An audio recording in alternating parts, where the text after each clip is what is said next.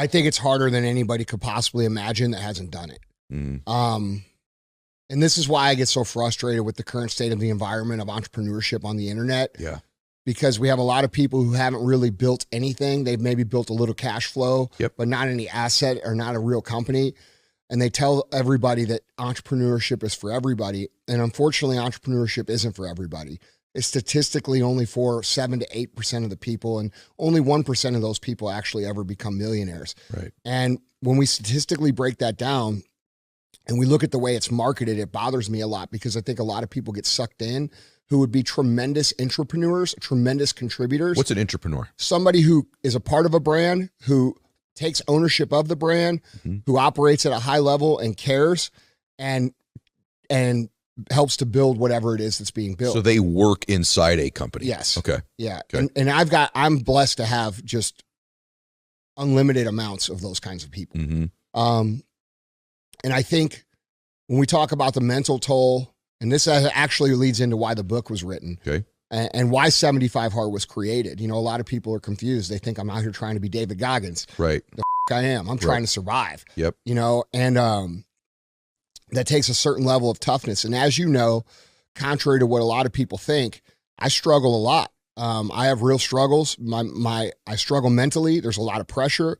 It's a lot of pain. It's a lot of frustration, and it's extremely difficult. And I feel an obligation to be honest about that with people because I feel like because everybody looks at it on the internet as it's like it's such an easy thing for everybody to do. Yep. What happens is that a lot of young people get sucked in and then they can't get it done or they can't win with what they're being told.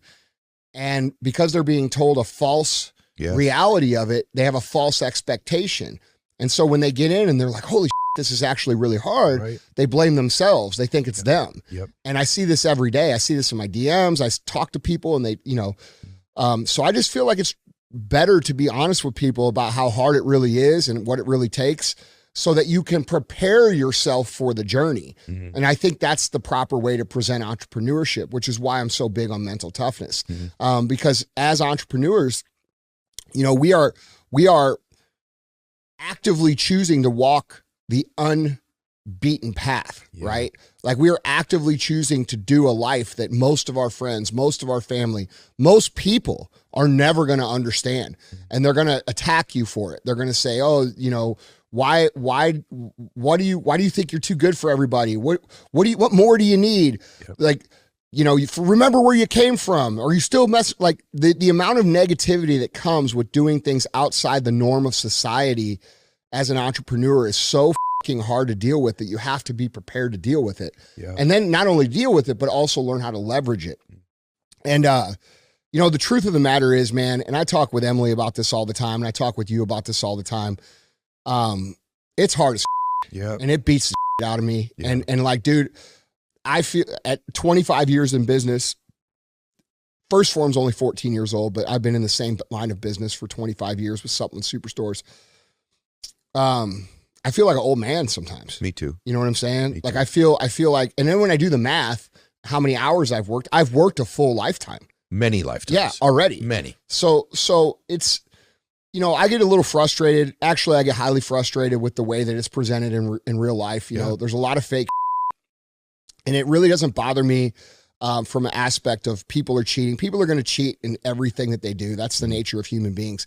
But what bothers me is the good people who are honest, that want to build something, that get sucked in it. And then, you know, what I think about is like, how many good ideas, how many good businesses, how many cures, how many good solutions are lost because the expectation of the expectation of the path is painted to be something that it isn't. And people who would otherwise succeed if they just knew what to prepare for quit. And then us as human beings in business lose